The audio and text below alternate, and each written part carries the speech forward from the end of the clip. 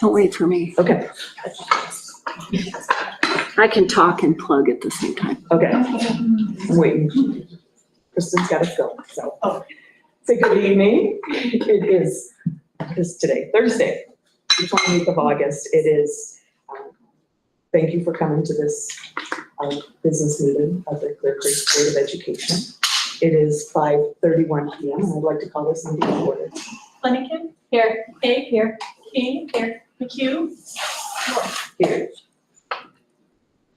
Look for a motion to approve the agenda. I move to approve the agenda. Second. Flanagan? Yes. Hay? Yes. King? Yes. North? Yes. We've got some updates.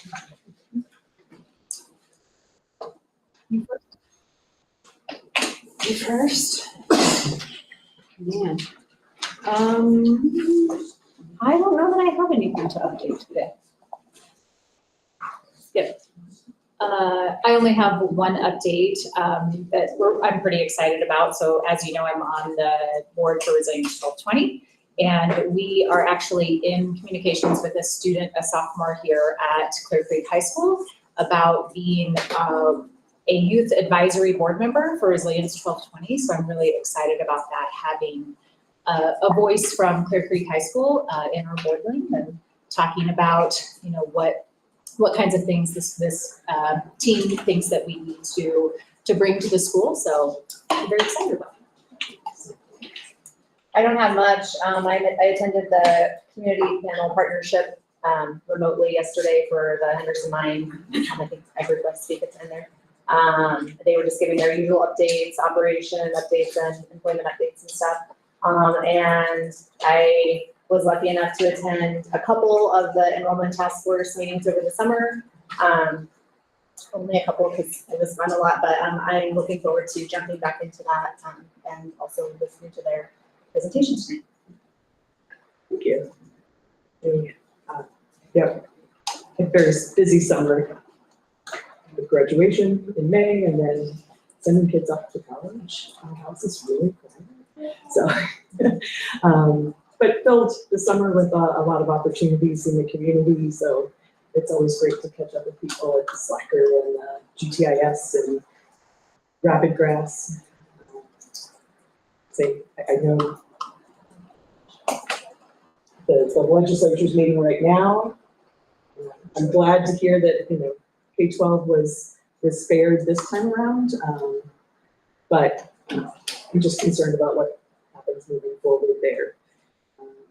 Next year is looking uncomfortable, so was very grateful for all of the work of the enrollment task force over the summer, and look forward to that presentation this evening, and just for everyone that advocates for our students and educators everywhere. So. This week I will travel to Loveland for the CASB Delegate Assembly, where we'll prioritize what topics we want to bring focus to in the upcoming legislative session for the state. So that's what's going on for me. How about you, Wes? Well, first, it's great to have everyone back, kids back in school, staff back. This is in the classrooms while I've been here. And since the back to school months, which is great to see everybody participate in that.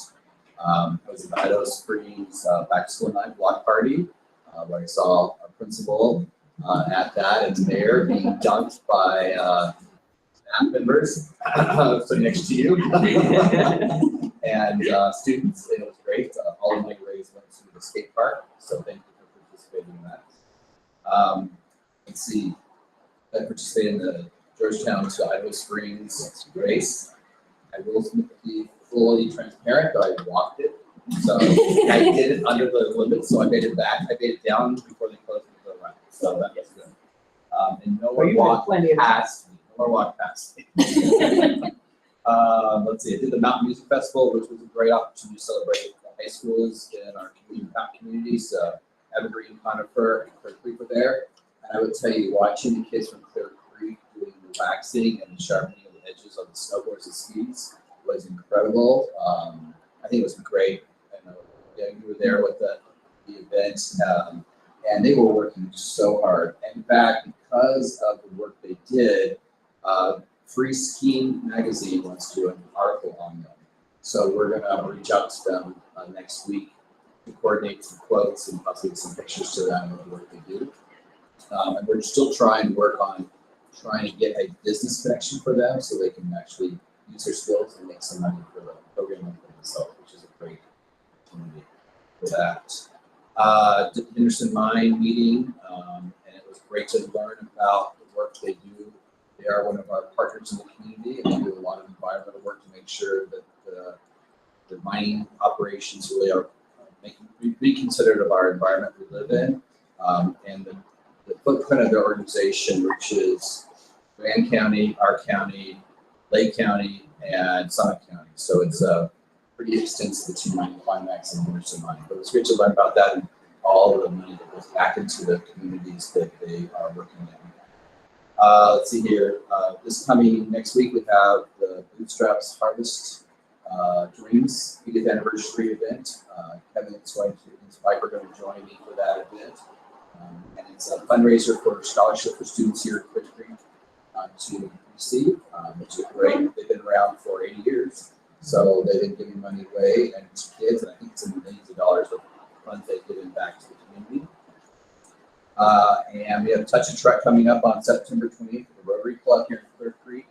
So it's always a big event to have kids go out there and see all the different trucks and touch them and walk through some of them and really get a sense of all the things that, they love that stuff.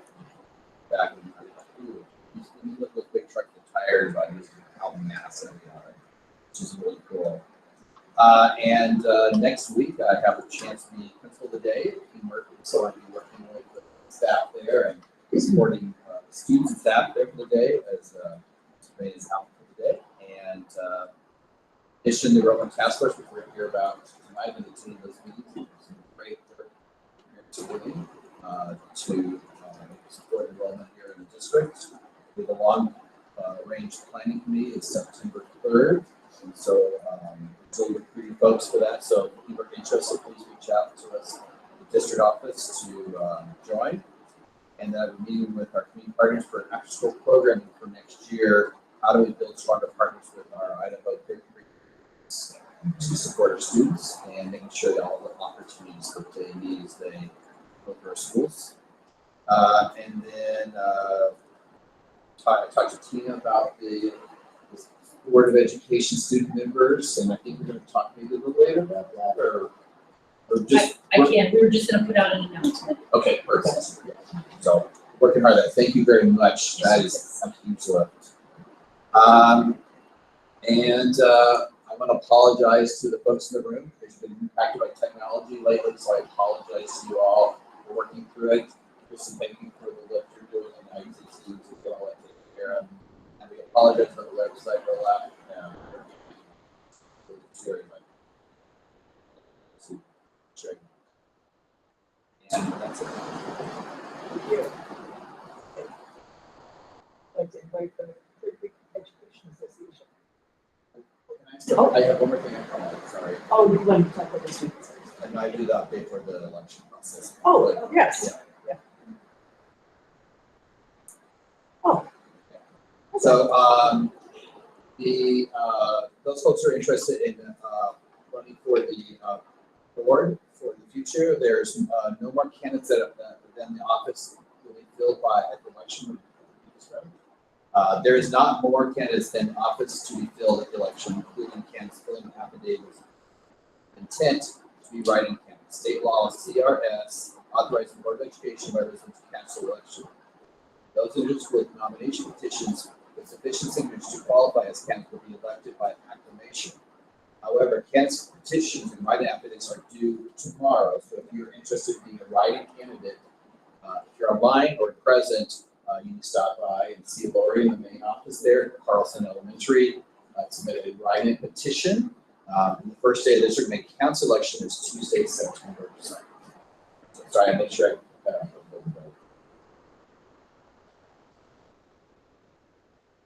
Okay. Jake. We have two celebrations. I know Pippi's not here with us today, but I would really love to elevate this Tina Matthew as our Teacher of the Year. We want to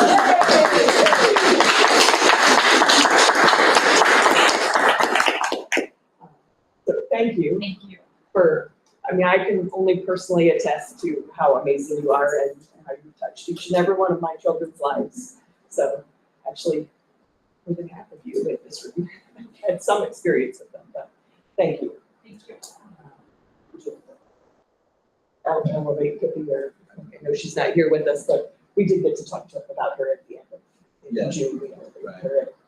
Well, I just want to acknowledge her for getting the, as it says, the Outstanding Environmental Education Award, and the work that she does at the elementary school. I haven't had a chance to sort of talk about that in the hallway quickly, and I was just impressed by our conversation on the dedication to the students, and make sure they have that experience, that environmental, experiential education opportunity, so. She most definitely idealizes our gift of place. Yes. Puts that into practice, so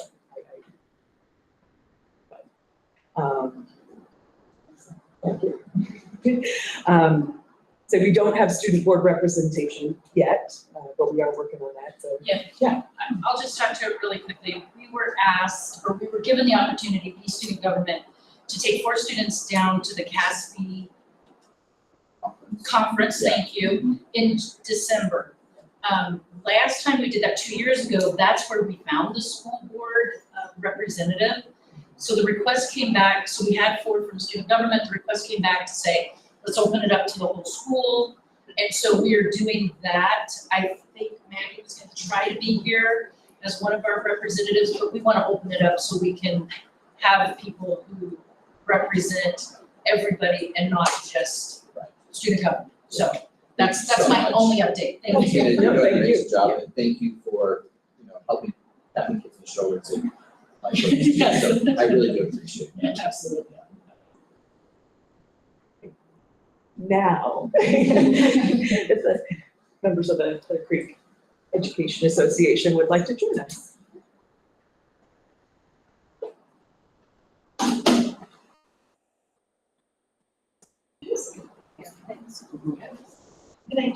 What do they want us to? Where's the best? So Right here? Yeah. Okay.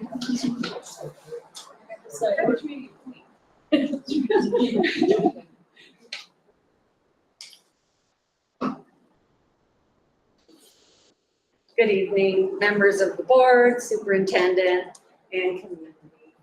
My name is Rachel Richardson, and I speak tonight as a proud member of the Clear Creek County Education Association. I've got some other leaders here. Jill Stansbury, she is our vice president this year. Sophie's our secretary. Alec continues as treasurer. Cassie Preisner is our communications person. Who am I forgetting? Is that everybody? Okay. Okay. Each month I come to you with the same simple ask: invest in our educators. Teacher turnover has been the single greatest challenge facing our district. And year after year, the only consistent force working to improve that reality has been our association. When we have a strong association at the table, we win improvements that help keep educators here. Without the association, turnover only gets worse. This year, for example, 2 additional workdays were added to our calendar without compensation for licensed staff. Despite months of bargaining and the involvement of a costly mediator, we were only able to secure a modest 1% COLA, cost of living adjustment, limited improvements in how paid time off is handled, and a small step forward in educator input around professional development. These gains may seem small, but they matter, and they only happened because of the association. At the same time, we're faced with something far more troubling, Resolution 2025-11. This resolution was passed unanimously and unilaterally by this board on June 10th without any negotiation or consultation with the association. This resolution is not normal, it is not appropriate, it is not correct, and it is not legitimate. Our collective bargaining agreement already governs union recognition. Any change to those rules must be bargained, not imposed. Yet this resolution attempts to double the threshold for membership. It imposes an arbitrary quotas, and it interferes in the makeup of our association, even though licensed staff and support staff have distinct bargaining units. Here's what is true. A majority of Clear Creek staff want their association to continue representing them. That is the standard of legitimacy. That is the foundation of collective bargaining. That is the voice that Resolution 2025-11 would silence. So tonight, I call on you, board, to do what's right. Approve and respect our collective bargaining agreements. There are 2 of them. Immediately rescind Resolution 2025-11 and stop making unilateral changes to negotiated rights. You can't divide us. You can't erase our voice. We're united. And a majority of staff, as you can see in our collective signatures, want their association to continue representing them. Thank you.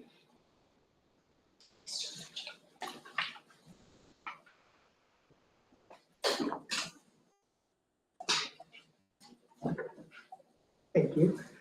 Alec, are you here representing the deck? No. Okay. Then Amy. Okay.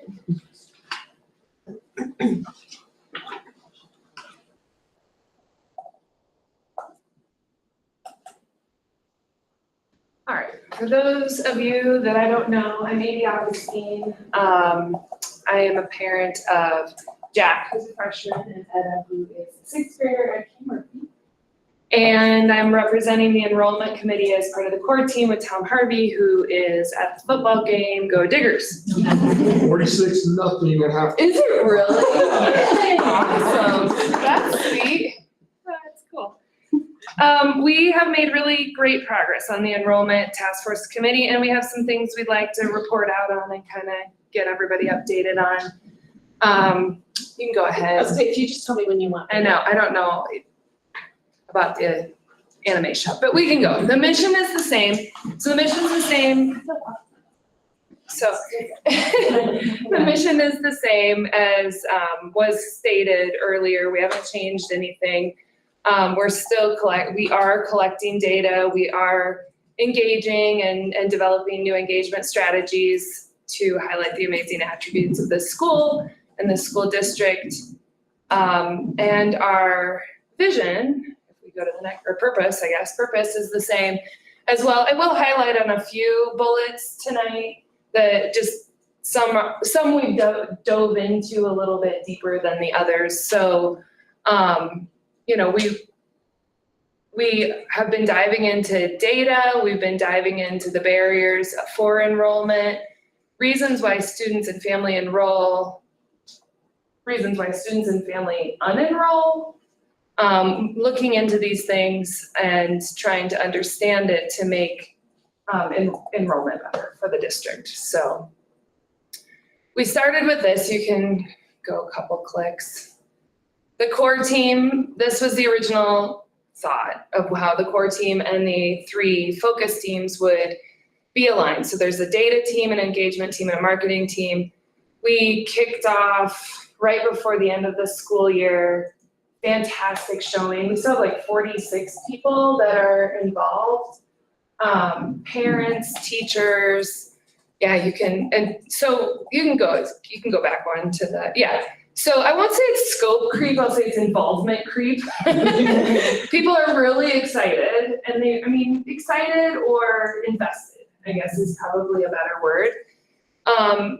they understand that the school has financial challenges. They understand that the revenue stream is enrollment. They understand that, and want to help and make a difference. So I think there's a lot.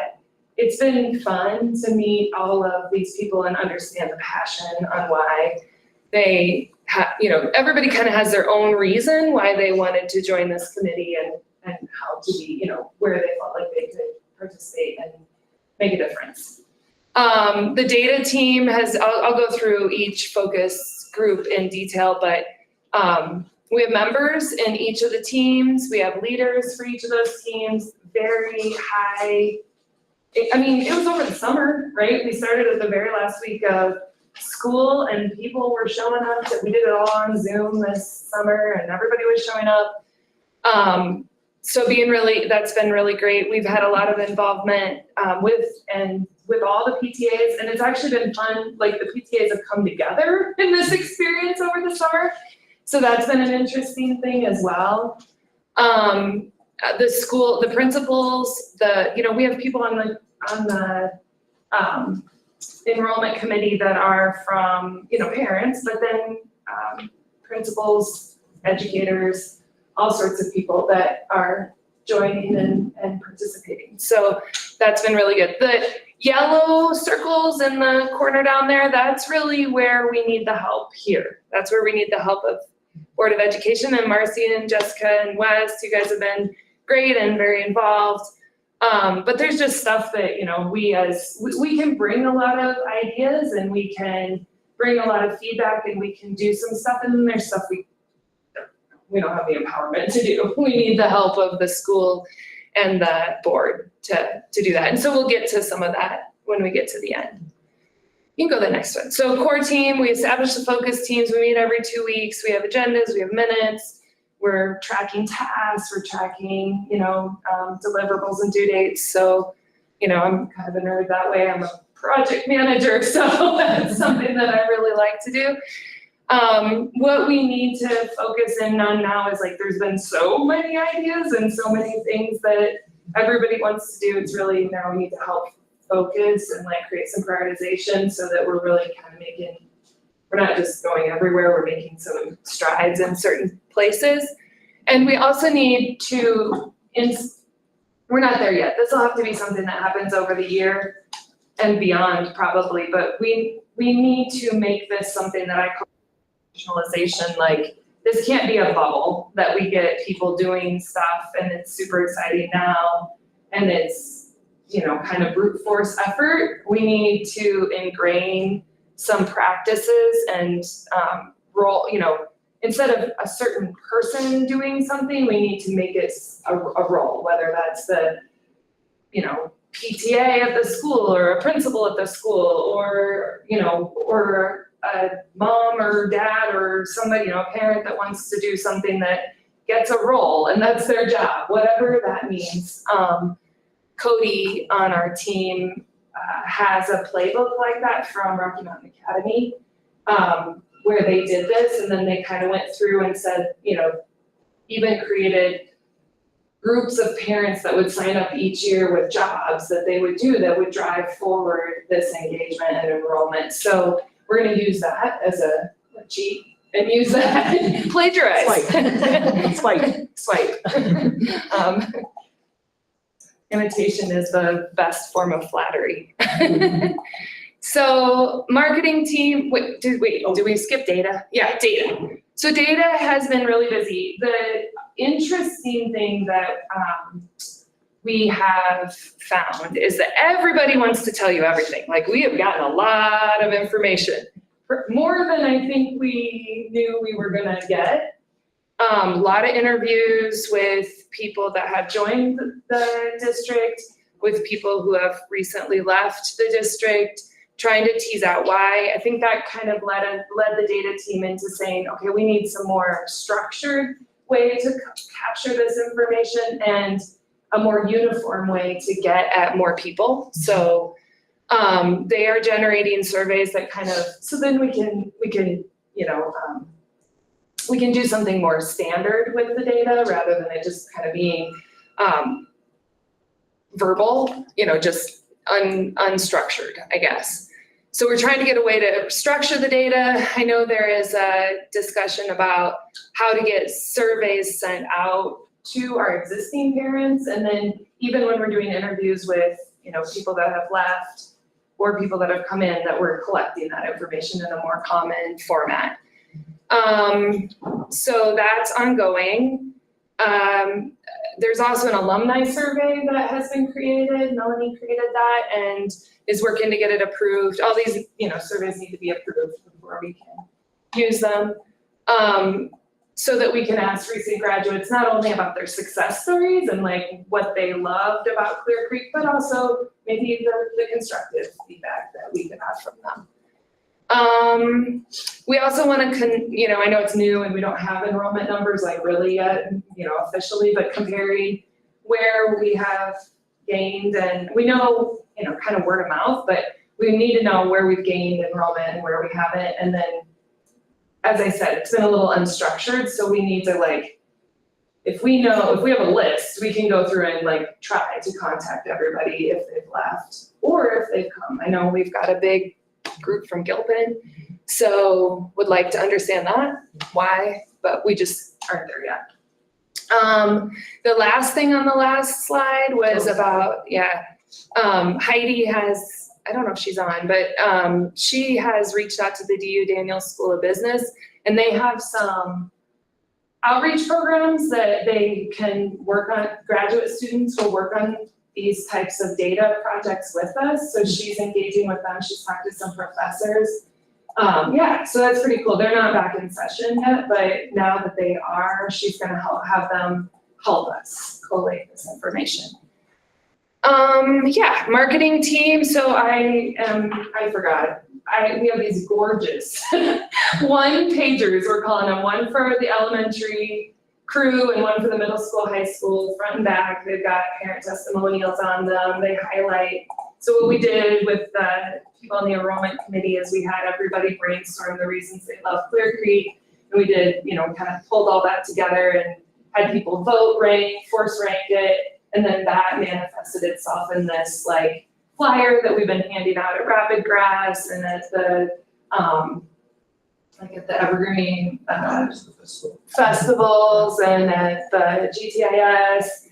I mean, I don't know that people are taking them off the shelves, but it's a nice showcase to say here's what our school does and this is why it's unique and special. So that was great, and we have amazing talent on the team that has been, professional marketing people that are on our team that are parents that have been pushing us through. So that's been awesome. They want to get us into a social media strategy. So between data and marketing, I would say that what comes out is, and we'll talk about it at the end, is something that we need to take forward and work on together with the school and the board is communication. So what we hear from families is inconsistent communication, erodes trust. And it's difficult to understand where to get the right information, where to make the contacts. It's confusing to everyone, where are the channels? Is it the website? Is it social media? I think that's kind of getting into the institutionalization of, we need to identify roles that are going to be able to drive forward some of this consistency, just so that we don't lose people in the mess. We can't lose people as we're going through these changes and through the messaging. So starting to do some local publications, Courant, Foothills Flyer, so making contacts with these publications. We had Miss Vicky in some of these things. So we're trying to toot our own horn and get some more marketing out there to say we're great, look at all these cool things that are happening at the school. We want to get into phase 2 marketing, videos, postcards, work on the website, do some more videos, testimonials, stuff like that, so we can start to get that out on socials. Just, again, let's shout how cool we are, right? All over the place and get everybody, we have this huge community of parents, getting everybody to like it and share it and get more word of mouth out there. But again, the bottom line is about like, we need a little more training, we need a little bit more roles, we need more like just process to put all of this together. We can go to the next one. Engagement team. I don't know who was at Rapid Grass, if any of you guys were there, but the tent was so fun. Like all the PTAs were there and there was bead making, bracelet making, and tattoos and t-shirts and flyers and color pages, and the kids were just like going crazy around it. We had a photo booth. It was super cute, trying to spread the word about how awesome the school is, and that at Evergreen Lake House concerts. So more events are planned. The engagement team wants to now take what the marketing team is developing and try to get it into preschools, get it into Rocky Mountain Academy, get it into the, Evergreen Country Day, like places where we may have feeders, where we can start to influence. And we also hear from our families that we don't market to our own, like that middle school and high school does not market to the elementary schools. So they don't know, like parents don't know what happens here. They don't know if it's good or bad. They don't know anything, right? They don't know. So we need to market to our own families. And we need to listen to our own families when there are issues. So part of that is like creating a family flyer to educate on our offerings, getting that word out to both to retain as well as to grow enrollment. We can go to the last one. So this is really the problem resolution part. So that those yellow bubbles that I had on the up in front, about that's where we need help, like with problem resolution, and then bolstering up the great work that the enrollment team is doing with the strengths. Again, the consistent feedback that we get is about communications, and it just needs to be coordinated, proactive, consistent, understandable, our revenue is our enrollment, our product is our students, but our customers are our parents. So they have to know what's going on, right? They have to be, and I joked, I said, I have all these friends that have 7th graders because my daughter's a 6th grader, and they're like, I feel like a Sherpa, like trying to like bring them along, like this is how it works, this is where you go, like trying to explain how the school works, how you get into the middle school and high school, who do you contact? I mean, I feel like I know a lot of people here and I can just call around and figure it out, but if you don't have a good connection, it's really hard to know, like, who do I call? What do I do? Like, there's no map. There's just no map for families on what's going on, where to go to get information, how to get information. I think we have to be much more proactive in being proactive and telling, especially new families, this is how you do basic things. What's an infinite campus was a question that I got from nobody tells the parents, right? Like, there's no communication. So we have to get better. We need to think about that, and we're not going to solution it tonight, I get it. But that's something that we have to get going. We're talking about the website, that was rough. So just, it's got to be better communication. And then the institutionalization, I mentioned that, but it just has to be a repeatable process. That's all there is to it. It can't be this, we come in, kind of do something for the next year, the parents, kids graduate, parents leave, and it goes back to the way it was before. So we have to figure out how to make, and it doesn't even have to be roles in, I know the teachers are already overloaded, but we can create parent positions or, to like keep it rolling, like keep some momentum going. So that's where I would like us to go next, is kind of talking through those things. That's it. Thank you. Thank you. Thank you. I don't think I see any PTA booster club. Are you booster club today? No. Well, I am going to speak this time because we did just have the GTIS. Yeah. So we did have a successful GTIS this year. We had over 1,300 registrations. Wow. 3 weeks prior to the race, we were asked by the city of Idaho Springs to relocate our finish. So that was a scramble, huh? It was a scramble, but I think it was a success. We actually had no complaints. I think on Facebook, I heard there was only one complaint on parking this year. So that's the rumor I heard. So all the registrants, all the runners were so happy that they ended the minor street. They didn't have that massive uphill heading over to the field, so they were very happy. So I think the plan is next year, and hopefully just, so we don't have to keep changing it, would be to continue on Minor Street and get the businesses more involved and stuff like that. So that's the big thing on the GTIS. So that was the 47th year. So we have a couple more years and we'll have the 50th. So I'm hoping it can make it even just a bigger event and stuff like that before then. And then just kind of another heads up, we are having our first meeting next Wednesday. And then it's that time of year that we will be looking for new members and re-members. So that's it. Anybody have any questions? It was fun. It was great. Oh, and I do want to thank, Brooke was, as usual, Brooke came through with buses. And that went, I think this year we just had one bus stop. And since we ended right there by all the parking, we didn't need the buses at the end. So I think they were all very happy. It was great to see all the high school groups, the sports teams and clubs along around offering water and things like that. It was fantastic. Yeah, I know that. So the volleyball, they allowed them to try to come up with the themes. Volleyball did the shirts this year, and they did, I think they did hippies. I'm not sure if it really turned out. I don't think they know what they are. So I know my daughter's outfit was like, I don't think that's a hippie. But the cross-country track team, they did Runaway Bride. That was pretty hilarious.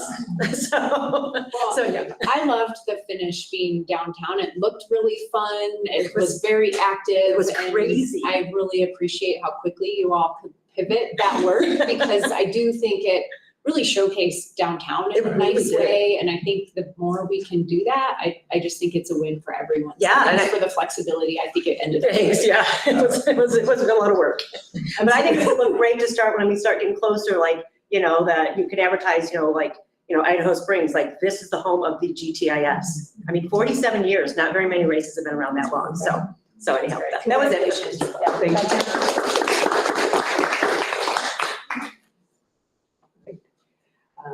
It's our annual opportunity to state where we're going to place all of our announcements. So being that this is our first regular meeting of the calendar year, the board shall designate a public place at which notice of all board meetings shall be posted.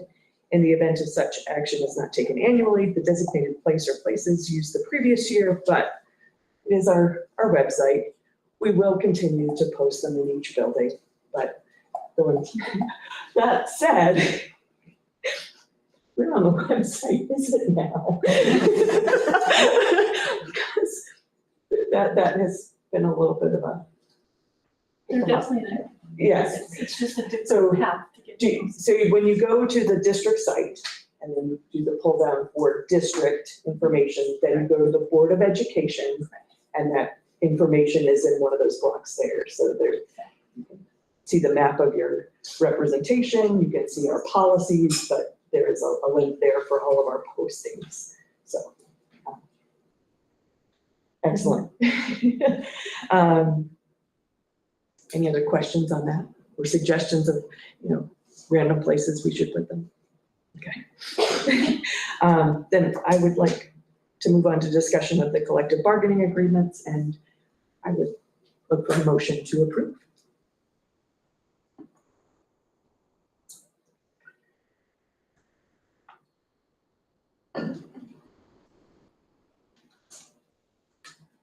Just a second.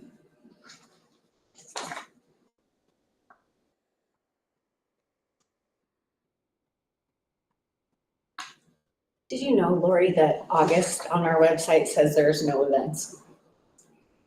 On the, On the calendar, on the Board of Education meeting schedule. On our. it's probably not linking properly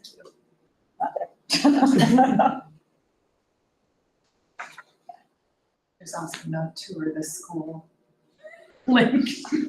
Yeah. It's a dead link. Yes. Yeah, if you click on the calendar little icon on the side there, then it will take you to the CHASA website that tells you that we have a board meeting tonight, but on our actual website, it doesn't show that we have. You're aware of that. We're working through it right now, trying to. That's good.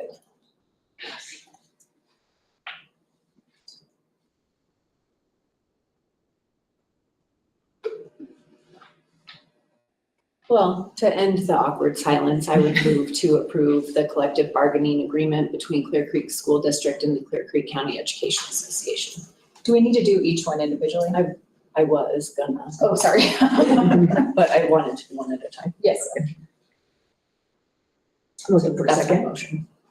I'll second. Okay, Flanagan, Yes. Hague, Yes. King, Yes. North. Yes. And then I would move to approve the collective bargaining agreement between the Clear Creek School District RA1 and Clear Creek County Association for the ESP. I'll second. Flanagan, Yes. Hague, Yes. King, Yes. Yes. Energy. Yes. So I'll jump into this. I think it's really important, acknowledge, Erin, thank you for all the time you spent working with me and Verigy. I met with the Office of Energy, Colorado Energy Office this week, and had a great conversation with them. I think it's important for us to really think about next steps and what scope you're interested in pursuing if you choose to pursue anything at this time.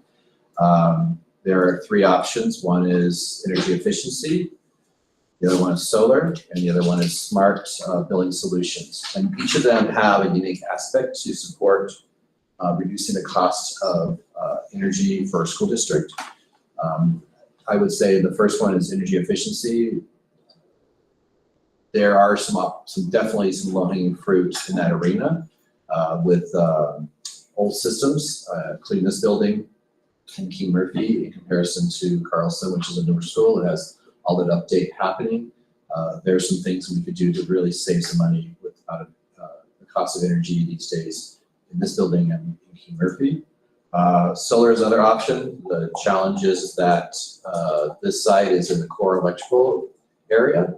And they're not very supportive at this time of bringing solar power in because of their cooperative. It's a smaller cooperative than our energy company than Excel.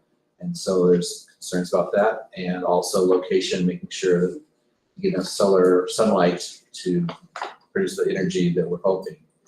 And smart building solutions, currently we only have one Skyble that's online that can be controlled remotely.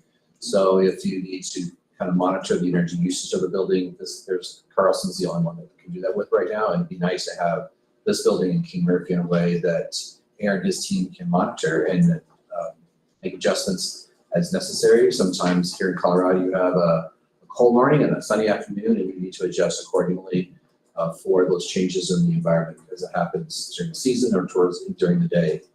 And the ultimate goal is how to save money, not to spend money. So we really look at our return on investment. We want to make sure that we have the shortest timeline to recoup any money that's spent on projects, and that we really address those low-hanging fruit first.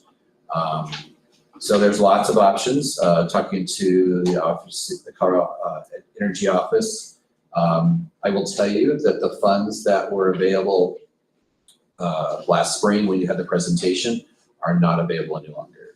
When the federal Big Beautiful Bill was passed, it really cut the timeline in the programs for changing to like solar energy and so forth. And so those funds were spent very quickly after that bill was passed. And so any money that's available right now is money that could not be used because the project that was funded can't do the project. So they're recycling the funds to push out to public entities to access. And the timeline is short because it's in the next month or so. And so we still have the option of doing a 60% audit by Verigy or another company, and that would then give us an idea of where we could save money. It would be no cost to the district, but it does And some people may say, leave a sour taste in the company's mouth who volunteers to do that and all says, oh, I see how it is, we're not gonna be able to get the contract after the 60% free. So that's something to think through. And the question is do you want to go with Verig another company? Do you want to do an RFP process? Because Verig is approved by the state of Colorado, the district does have policy that allows them to accept them as a contractor or a vendor for this work. Another option is we do have a long-range planning committee that will be starting here soon. And this will be really a great opportunity for them to look and dig into this and get some real thought about what this would take and really looking into the return on investment that we would put into it. So. Thank you, Wes, Yeah. and thank you, Erin. I know that I am really concerned about signing up the board and the district for a long-term contract. And yes, we could do 60% for free, but if we don't go with that company, we have to start the process all over again. So I really do love the idea that we're propping up the long-term planning committee, working with Erin. You can take care of some of these short-term, swapping out light bulbs are things you could do immediately. I can trust that you have some knowledge there, but I open it to just some discussion on kind of where you are. Yeah, I agree. I think that putting this with the long range, planning committee is a good idea. And I have definite concerns about spending, any money for an investment way down, a return on investment way down the road when we don't really have any money right now. So I think that, letting it go with the planning committee is a good idea. Erin, you kind of running with that too, what you can already do, because I'm sure just in the process thus far, you've had some great ideas and, hey, I know we could do this at least. So you can get started on that maybe even before the long range planning committee gets into it. So that's my personal opinion. I share the opinion, and I think the only other thing that's kind of been a concern for me is the realization that so much of our square footage is at Carlson, and we haven't really been able to take a look at that because it's so new, and so it feels like we would be starting a process in a very piecemeal fashion instead of a holistic approach. And I appreciate the 60%. Personally, I feel like that's a little bit of a hook. That is attached to something, as hooks tend to be. So I love the idea of the long-range planning committee looking at our facilities in a more holistic approach and really thinking about where the most bang for the buck is going to be, because ultimately it's my belief that the long-range planning committee will come to a future board and suggest a bond measure that perhaps could include some of the heavier expense items within there that we would not have to take out of reserve or out of general fund to do right now. And so I just think, given the very difficult budget that we have this year, which is nowhere near as difficult as it will be next year and subsequent, I just feel very uncomfortable spending that when we know already that the ROI is decades down the road, and we don't know in decades down the road what additional energy efficiency technologies there may be that may have a bigger savings when those come. So the punt move, I'm supportive of. Marcy. I agree 100%. I think with the long range planning committee, we might get some experts that know more than we know and could really point us in the right direction and help us with our money saving goals without spending money or too much money. I'd love, I don't know if you can answer it today, but maybe next study session or through Wes, he can update us, but what does it look like? How close are we to having some of those smart building solutions for you? So in all buildings, not just Carlson. Sounds good. Yep, I've kind of been waiting for board direction on where to get those answers from. I know the direction I'd like to go.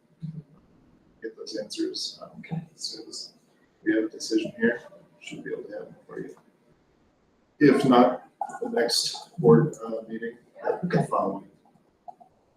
Probably takes some time to get a quote, an accurate quote on what someone's budget looks like.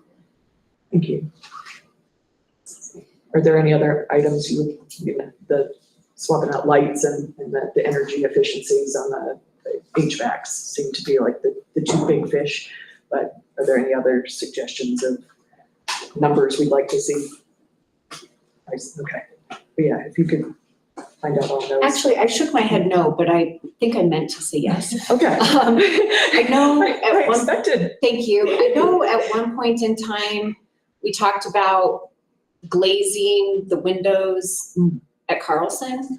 And I don't remember why we talked about that. I don't remember what it was for, but I feel like there was some energy leakage that was happening because they were not. So I think that would possibly be an important one to look at. There's lots of windows. And so then as I think about lots of windows, then I think about lots more windows. And so I don't know if that's something that could be kind of more district-wide analysis to see if we've got some. We have talked about using some of the money from the bond, like leftover money from the bond, some of that fund to do And some we reglazing for didn't. energy efficiency, right? But we did not do that. That was back Yeah. when gas. Yeah. was there. Yeah. But I So think thank you. it'd be worth Yeah. kind So of. that might be another piece that would be low hanging. Sounds good. I know at Carlson, we had a number as of last year. That number's obviously changed slightly, but a good starting point for the rest of the district. So let's go with those numbers as well.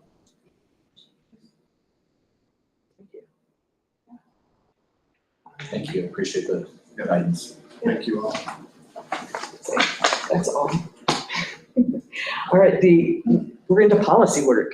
This is everybody's favorite part. We have had a request for the emergency adoption of 3 policies from CASB.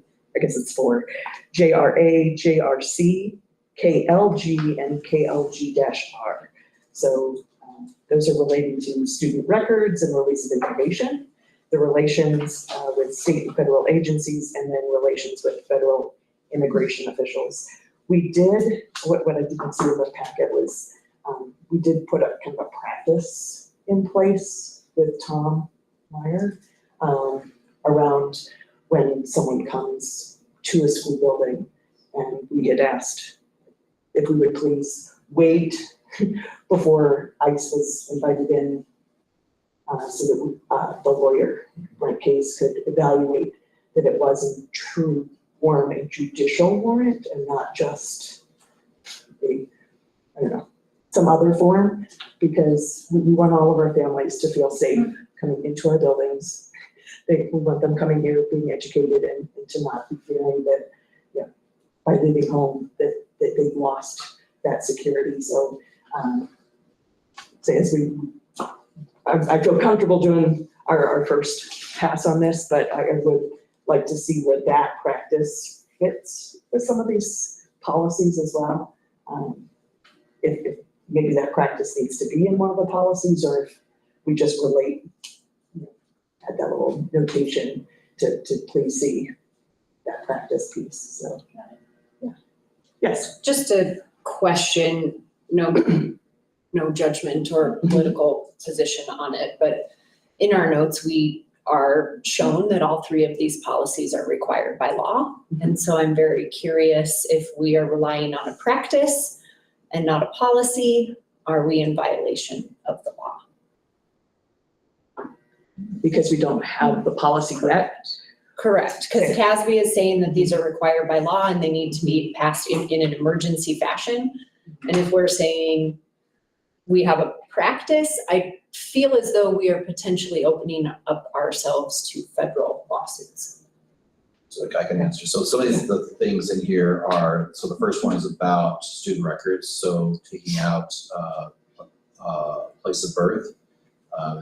They're pushing that forward so that documentation is no longer kept. So it can't be used for immigration purposes. So by not having that in place, our current policy says that we don't share information, but it doesn't exclude having that information collected. So that's the only thing that, 'cause we're right now, unless it's subpoenaed, we don't release that information to anybody. That's private information, whether it's a staff person or a student. It also goes here, it just says, it says shall, it changes to will. There's a lot of shall in the document, so it's like, you should do this, but it doesn't say you have to do this. So those are the parts that get, and then the other parts about having relationship with, it does say we need to make sure we have a strong relationship with our law enforcement partners to make sure we have, if something like this is gonna happen, we're notified about it before it happens, so that we can take steps to reach out to legal services to make sure that we've covered all our bases. We don't want to put a staff person or student in that situation. Having worked in Greeley when we had that situation happen there on a regular basis, it's very disruptive to a school and to a family.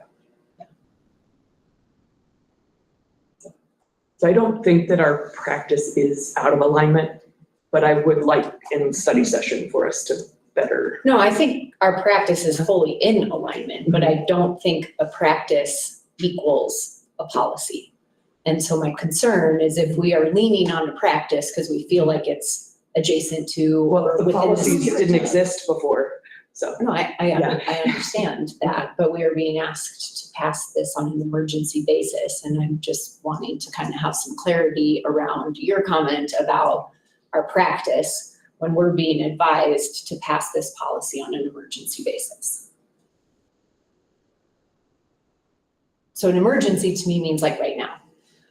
And a practice discussion means not right now, it means some other point in time. And I worry about between now and some other point in time, are we opening up ourselves to liability by not passing these? No, I was advocating for passing these today. Oh, okay. Yeah, I said I had no problem with passing these today, but I would like to make sure that our current practice document Got it. is in alignment with. And I think that it is, but it might be a nice piece when we really get to talk about it in our study session. Thank you. That's all. So no, good questions. Thank you. Well, then I would move that we pass on emergency policy JRA/JRC, student records and release of information to students. I'll second. Flanagan, Yes. Haig, Yes. King, Yes. North. Yes. I would move that we pass on an emergency policy KLG, relations with state and federal agencies. I'll second. Flanagan, Yes. Haig, Yes. King, Yes. North. Yes. And before we go to this, we Yep. did have public comment Yes. on the federal immigration piece. Sorry, thank you, Erica. Yeah, and I was just gonna say, on this in section 4, A and B, it talks about having a district designated employee, and then we insert name, title, contact information here. I would like to get feedback from other board members based on the public feedback that, in my mind, this would be the building leader, so the principal of the school, because the comment was that we don't have an SRO do it. Well, we only have an SRO here. And so it needs to be a consistent person at each building anyway. So in my mind, it would be the building leader that would be the district designated employee. Or their designee of the day. Right, it is gone, yeah. I am in agreement there. So, Yeah. Thank you, Erica, for, then we can move to vote on that one. Well, then I would move that we pass policy KLG-R, relations with federal immigration officials on an emergency basis with the building leader as the designated contact. I'll second. Flanagan, Yes. Haig, Yes. King, Yes. North. Yes. All right. Policies under first read. These are from CASB's updates in June of 2025. Policy ACA is regarding name changes. Do you want to go through each one or? Okay. I don't think there was any additional public comment on this one. No. Okay. Any discussion? So you notice that I put in there for the gender identity consistently asserted school, so that it's something that is consistently recognized, so it's not something that changes, and it would be recorded accordingly. Thank you for that add. Sure. I move to approve policy ACA name changes on first read. I'll second. Flanagan, Yes. Haig, Yes. King, Yes. Norm. Yes. Policy IJ, which is regarding instructional resources and materials. That is the library. Seeing as how we changed it from shall to will be available for inspection by students, parents, and guardians, I think that addressed public comment or public feedback concerns from before. So I would move that we approve policy IJ, instructional resources and materials. Second. Flanagan, Yes. Haig, Yes. King, Yes. Norm. Yes. Policy JICA is regarding student dress code. Did we have additional? Study session. And also, I think we've addressed through previous conversations, some of the feedback that we've heard around making this a little bit more geared towards boys and girls and not simply girls, and I'm pleased to see that. And therefore, I'd move to approve policy JICA on first read. Second? Flanagan, Yes. Haig, Yes. King, Yes. Norm. Yes. Policy JICJ is student use of cell phones. So you see this document, Kevin, our principal here to the high school, added in information, it's in purple, to guide you of the practices they're using here at the school.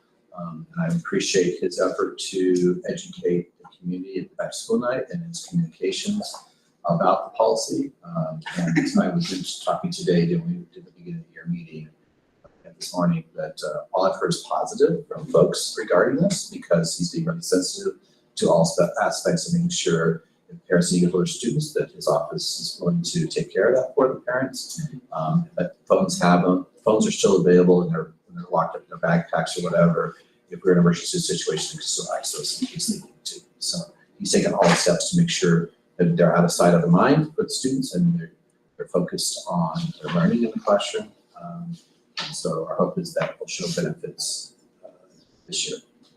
I appreciate having the or on district transportation scratched out, because I think that's a terrible thing for a bus driver to try to have to police. So, The long rides. yeah, I don't think that's really possible, so. And I And appreciate, I-70's weird. Sometimes it's slow. yeah, and I appreciate the change from conference to conversation after our study session discussion on that.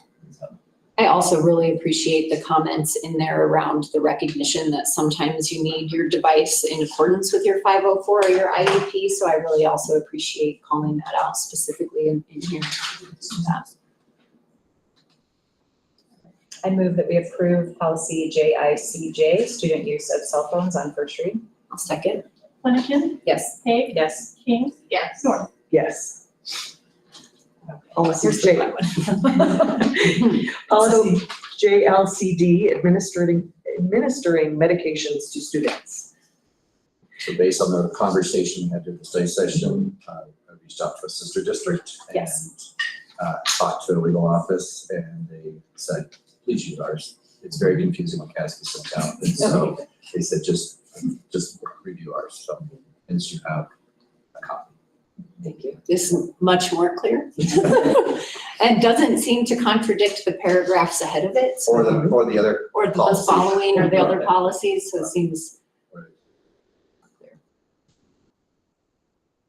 Thank you very much for that. Sure. And they said, reach out anytime. I wouldn't.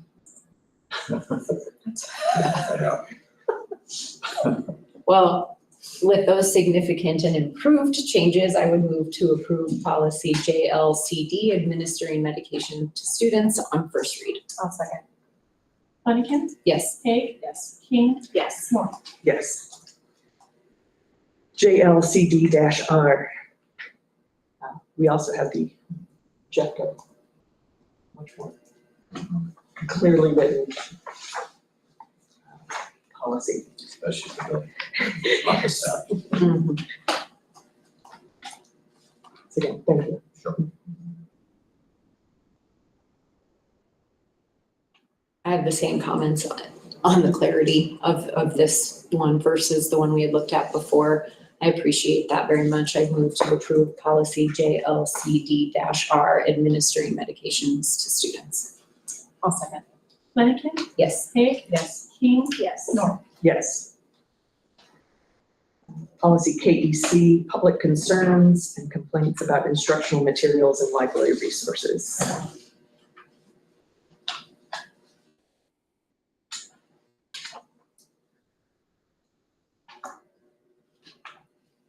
I didn't see any public comment on this one, right, Lori? No updates since study session. That's right. I like when we turn shells to wills. I would move to approve policy KEC, public concerns / complaints about instructional materials and library resources on first read. I'll second. Flanagan, Yes. Haig, Yes. King, Yes. Yes. Say, some additional policies from CASB. We had a really thrilling study session. So the first policy is AC, which is non-discrimination and equal employment. I don't think we had any no updates. public feedback.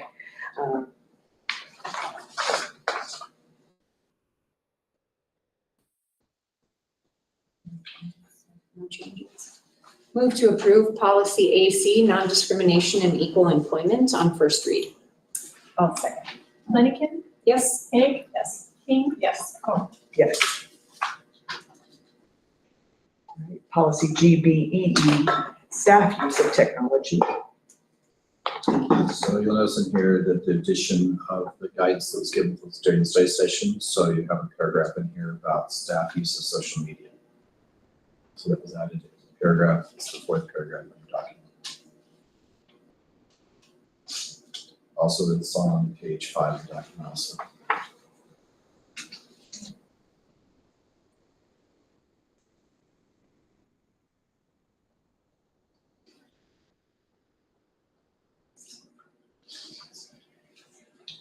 So these updates did go live online as well, did they not? Not yet. Not yet, okay, so they will after tonight.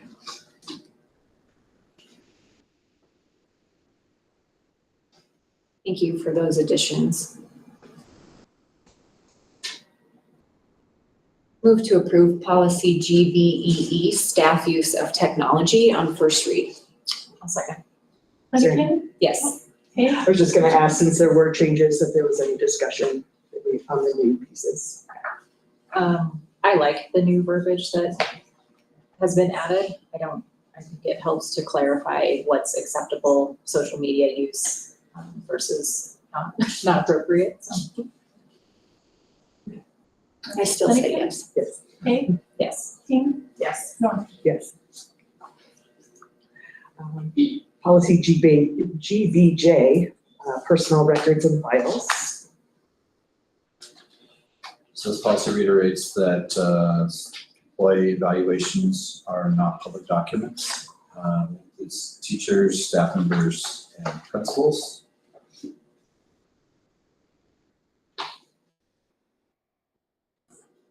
You got a capital letter. And I got a capital letter now. Move to approve policy GBJ, personnel records and files on first read. I'll second. Flanagan, Yes. Haig, Yes. King, Yes. Yes. Policy IKF, so there's the CASB documentation, which is basically just clarifies some of the state guidelines as far as graduation from the state board. We put into the document the graduation requirements for the high school, so providing sure that was clarified and updated.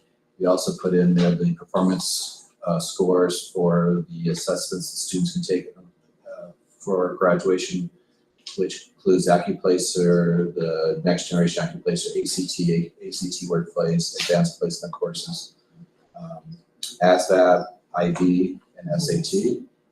And we want to put some of those in there because we do have students who transfer from other schools here who take courses like IB and so forth, or ACT.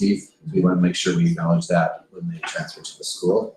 We did take out one that did not apply directly to, don't know if it does this other one here, so I took that one out since we didn't have any documentation to support what that was. And compare enrollment, we put as a C as the lowest grade for it. That was the scores. And then industry certification, which is a growing field for students to leapfrog into career opportunities. We included that as a graduation requirement or alternative. And then the capstone, which is a great opportunity for students to share their experiences and how learning in the core subjects applies to future career opportunities. You also noticed that towards the end, we clarified CU Succeed. It's not CU Achieve, I think it was before, so we took that out. And then color, purplish pink color was presented by Kevin, the principal here, and by a counselor. We had a great conversation about that. And really, the essence of that paragraph that's under the credits, the exception is based on the fact that as a school offering as many course opportunities for students as the school does, and the teachers provide for the students, we have situations where the schedule does not allow students to take the courses they need for graduation on site. And that impacts students who take more tech classes or students who want to take multiple AP courses. And because of that, the high school works with concurrent enrollment at Red Rocks to provide that opportunity or online programming to do that as best we can, to make sure students have that opportunity to be a top tier student to possibly achieve valedictorian or salutatorian. So that's the clarity of it. It's not, I know it does, but because it's such a variable, it's a thing that's fluid because I know Kevin's gonna work on the schedule for next year to make sure that this doesn't have an impact as it's having right now on our students. We have a number of students who are taking concurrent enrollment because they can't take additional courses. By saying that? I mean, Okay. very simply, we don't want to exclude a person who could have been valedictorian Right. because we said had to take that class on site, but we couldn't give it to you. Right. And so now you can't get the GPA that you might have gotten otherwise. So we don't want to, and we have that situation this year. It could happen this year, and that was brought to my attention, and what was written there was not clear enough that they still could pursue that if you exclude. So that's what we're trying to clarify. And we're working to try to make sure that really doesn't happen. They're stuck on the horns of that dilemma. We want to accommodate it. I do appreciate that significantly. My fear is the way the exception is written, that some student might opt to take calculus at Red Rocks, even though they could have taken it here, or take an AP English class here and instead offer. So I love the work that is done. It's so much clearer than it was. But I still struggle with that. The exception seems like it opens the door to allow students that are those high achieving students to opt out of our building to take a class. And that was my biggest fear and concern. I recognize why you wanted to make sure that a student could take a class off campus. That has always been the practice. It's always been allowed for the building leader to say, yes, I approve to take this guaranteed transfer course. I've just been afraid that we maybe allow too many students to do that. So I am prepared to pass it on first read, but I am still gonna sleep hard on it in the next study Mr. session. Morrow, I have a question for you kind of about that. So it requires pre-approval. I'm assuming as you're looking at a student's schedule, if you can at all accommodate that class here, you are not going to give them No, approval you could to go take it elsewhere. here. That's where you need to take it. And that's what it says that. Yeah, yeah. It's meant to say that, but maybe we need to clarify it even more.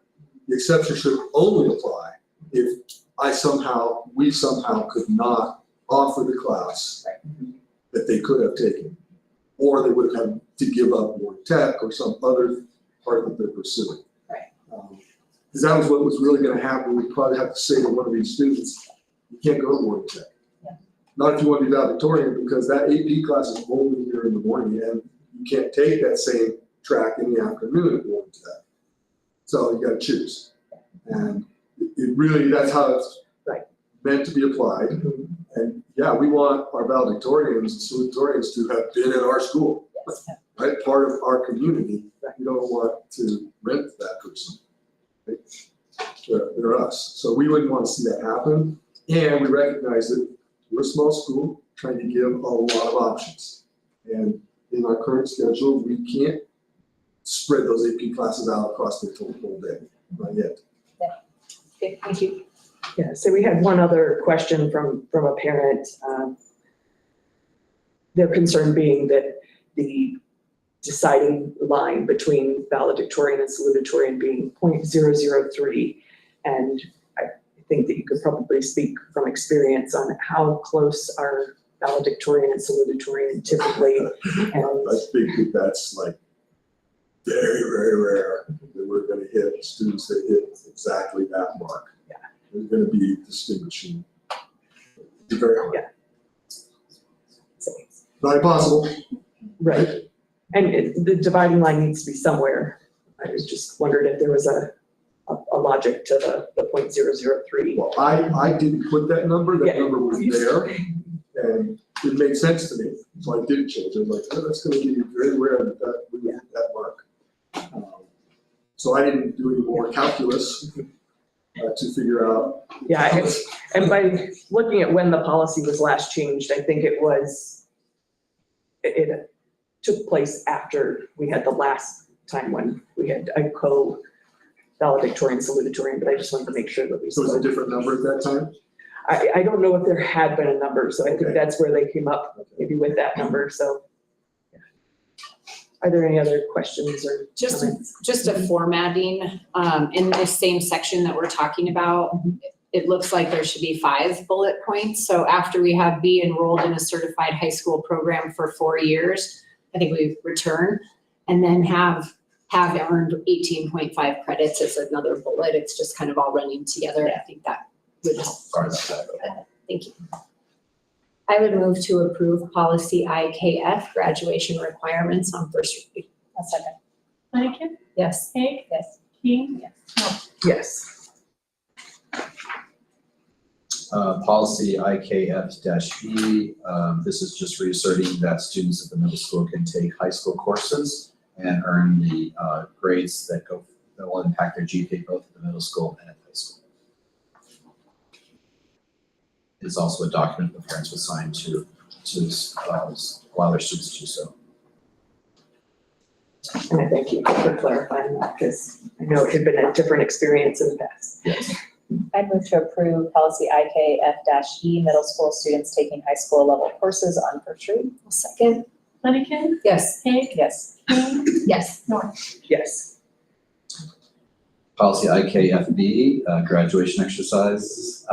This one just clarifies the promoting that graduation ceremony is a distinction. It's a celebration of a graduating class, and so therefore it should be honored in that way. CASB wrote it and said the students must comply with district dress code at graduation. In talking to Kevin and my own experience of graduation, if you look at that previous policy, we try to do every attempt we can to have the student participate in the graduation ceremony by making changes on site so it doesn't disrupt the student's participation in the event.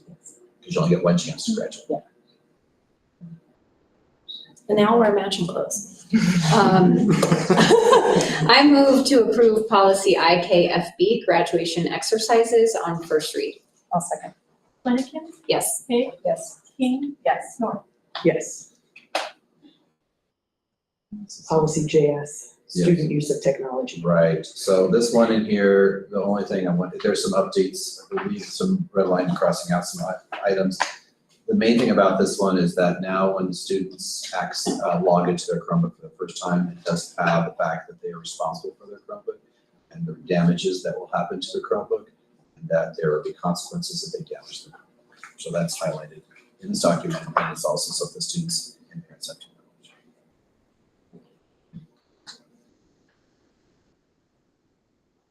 I move to approve policy JS, student use of technology on first read. A second. Flanagan, Yes. Haig, Yes. King, yes, North. Yes. Say, the consent agenda. I would move to approve the consent agenda. I'll second. Flanagan, Yes. Page, Yes. King, yes, Norman. Yes. Any suggested future agenda items? Well, I think in light of Amy's presentation, I think it's important that we, discuss communication. Already on the list. I know, but I want to say it out loud that we have already thought about that and talked about that, and we are adding it to, future agenda.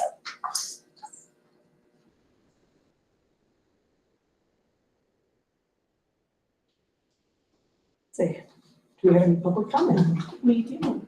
First up, Pam Ginter. And Maggie Goffman, looks like on the same line. Before you start, just give me 1 second. Okay.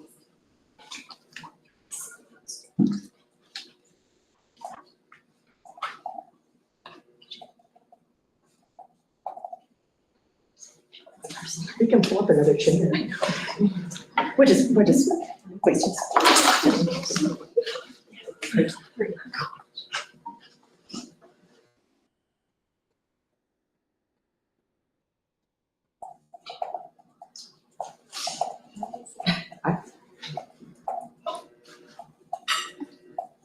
Okay, I'm ready to Okay. I'm Pam Ginter, parent and the current college advisor. And I don't know if you guys remember, but over a year ago, I did come up as a parent and speak about graduation requirements. I was shot down pretty heavily. Also, there was the concern, and somebody said that, I think you said, is it an emergency? And I said, this year it's not. Well, guess what? This year it is. Okay. So 2 things. We have the issue with the foreign language. We have more than one senior that's not had foreign language yet. So they are paying to do something, or we are paying for them to do something online. Secondly, we have students who took middle school Spanish 1 or 2 years. And then, for instance, like Maggie, she couldn't take it her freshman or sophomore year. Last year, she asked if she could jump right into Spanish 2. And the teacher, who was the same teacher for middle school and high school, he said Spanish 1 is the same as middle school Spanish. So he said, yes, she could go into Spanish 2. So now Spanish 3 may not fit in her, it does not fit in her schedule. So would that middle school Spanish be accepted as her second foreign language? So that's one of the instances. Now, these 2 are also the ones for your valedictorian and salutatorian. So I would like them to give you an idea of what they're going through, so you guys have that. Thank you. So, go ahead. Okay, so freshman or sophomore year, I took 2 EduSteer classes. I took geometry and Algebra 2 online. I took Algebra 2 over the summer. And it was to jump ahead because I want to be an aerospace engineer as my major. And so a lot of the colleges I want to apply to are, they require you to be in a really high math and a really high curriculum. So I wanted to jump ahead and I thought I could handle it, and I did. But those required classes were being offered, so that's one of my issue. But then I also, I'm doing more tech this year, so I wasn't able to do a lot of the AP classes. And so I'm having to take 2 AP classes online through EduSteer, which are Calculus 3 and Physics. So I have all of my credits that I need here. And this year I decided to take all of the APs that I could here. So I'm taking AP Lang, AP Bio, and AP Gov, and then Honors PFL. So that was only 3 out of my 7 classes. And I figured I would just jump ahead, start working, because I'm gonna go in the nursing route. So when I go through a direct nursing program, your nursing classes actually start at the beginning of those 4 years instead of doing the first 2 years of prereqs and then getting in the nursing program. So all of the nursing programs that I'm looking at require classes like physics, calculus, and stats. And I need those as a college credit before even going into this nursing program that I'm trying to get into. So me taking the 3 APs at the only time I can, my first, second, and third period are taken up. Our stats class is in one of those periods, so I can't switch that. Our calc class is in one of those periods, so I can't switch that. And we don't offer physics at all. So I'm having to take 3 classes at Red Rocks, 1 online, or 2 online and 1 in person. So I just don't want that, because I have to take it at Red Rocks to impact me getting valedictorian or salutatorian.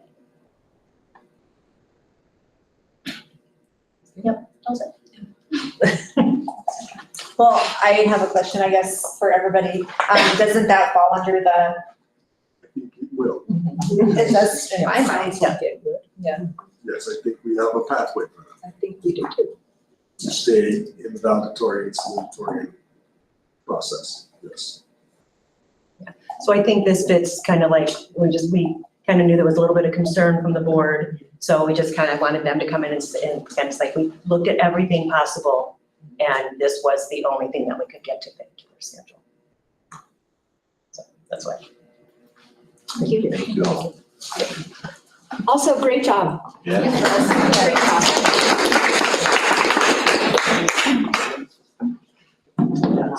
That's policy.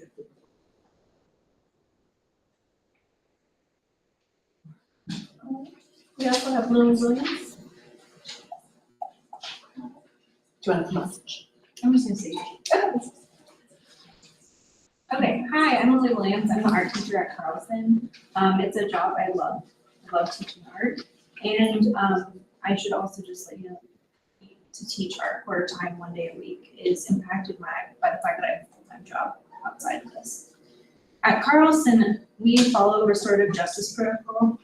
So restorative justice is the holistic approach to correcting disagreements or behavioral issues through social and emotional learning. It focuses on relationship building, repairing harm through empathy, accountability, and respect. This is something we are trained on and something we relearn and reinforce through PLCs and PDs. It's also something I enjoy using in my own classroom. Speaking for myself personally, on my first day back in the classroom, I learned that the Board of Education's changed to Resolution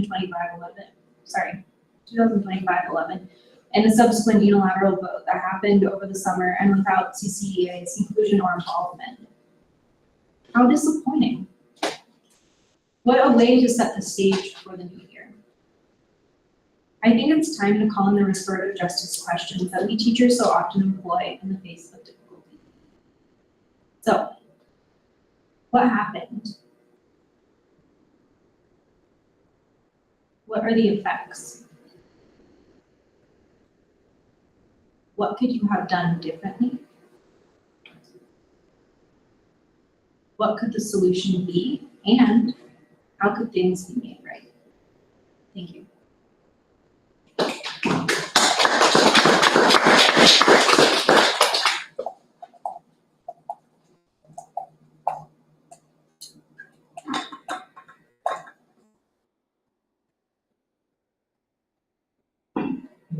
No. I move to adjourn. I'll second. Flanagan? Yes. Kate? Yes. King? Yes. Go.